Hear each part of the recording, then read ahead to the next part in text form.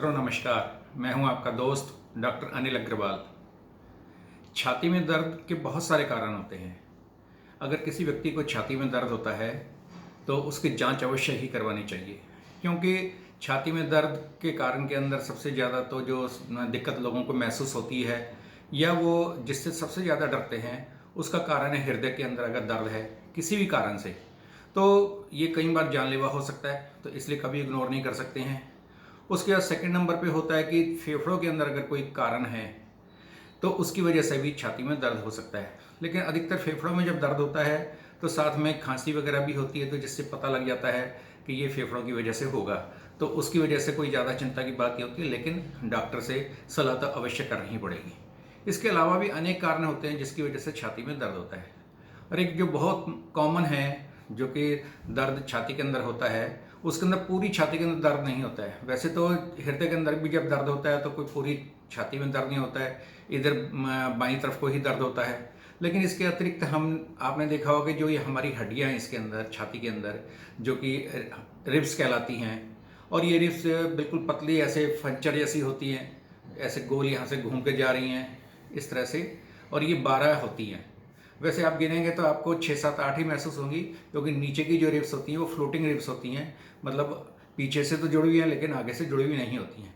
तो इस तरह से उनको हम फ्लोटिंग रिब्स ही बोलते हैं। लेकिन दर्द अधिकतर यहाँ वाली के अंदर होता है ज़्यादा, और बाईं तरफ वाली में ज़्यादा होता है, कई बार दाईं तरफ भी होता है। तो ये जो ऊपर की रिब्स हैं ये यहाँ पर मतलब जहाँ तक ये आपका एपिगैस्ट्रम जिसे हम बोलते हैं उससे ऊपर की इन रिब्स के अंदर ज़्यादा दर्द होता है। इसको हम बोलते हैं कोस्टोकॉन्ड्राइटिस।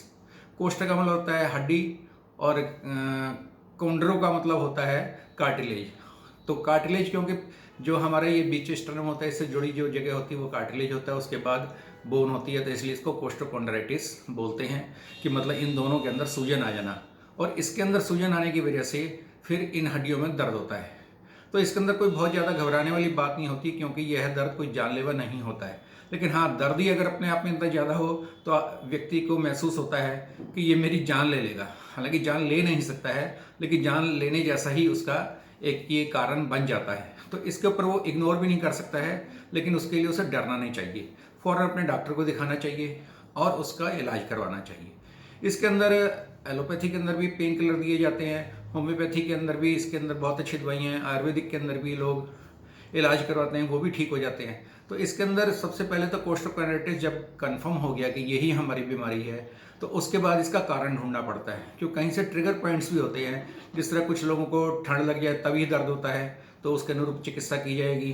कुछ लोगों को ठंडी चीज़ें खाने से या छाछ वगैरह लेने से या दही खाने से हो जाता है, ये भी उनके ट्रिगर पॉइंट्स होते हैं, तो उसके हिसाब से दवाई दी जाएगी। तो होम्योपैथी में क्योंकि कारण के हिसाब से दवाई दी जाती है तो बहुत अच्छा इलाज हो जाता है, और यह दर्द हमेशा के लिए ठीक भी हो जाता है। तो इसके अंदर जो मुख्य दवाइयाँ काम आती हैं होम्योपैथी के अंदर, वो है जिस तरह से अगर वो चोट लगने की वजह से दर्द आया है तो आर्निका बहुत अच्छा काम करती है। और अगर ये आर्थराइटिस वाले जो पेशेंट होते हैं, आर्थराइटिक जिसको हम बोलते हैं या रोमेटिक पेन्स वाले बोलते हैं, उन लोगों के अंदर अगर ये दर्द आता है तो उसमें सिमिसिफ्यूगा बहुत अच्छा काम करती है। हाँ, जिन महिलाओं को अगर यूट्रस की भी कुछ प्रॉब्लम्स हैं और ये कोस्टोकॉन्ड्राइटिस का पेन भी है तो उसके अंदर सिमिसिफ्यूगा बहुत ही अच्छा काम करती है, और वो बिल्कुल एक तरह से स्पेसिफिक औषधि की तरह से काम आती है।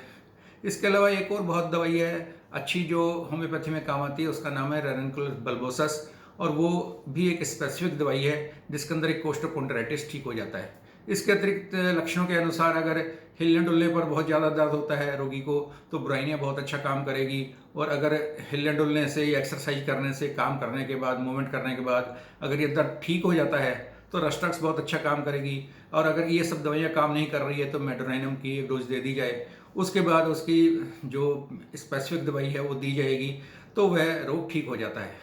इसके अतिरिक्त कुछ एंटीबायोटिक दवाइयाँ भी होती हैं, जिस तरह से सिफ्लाइनम है, मर्क्सॉल है, उनके देने से भी यह रोग ठीक हो जाता है।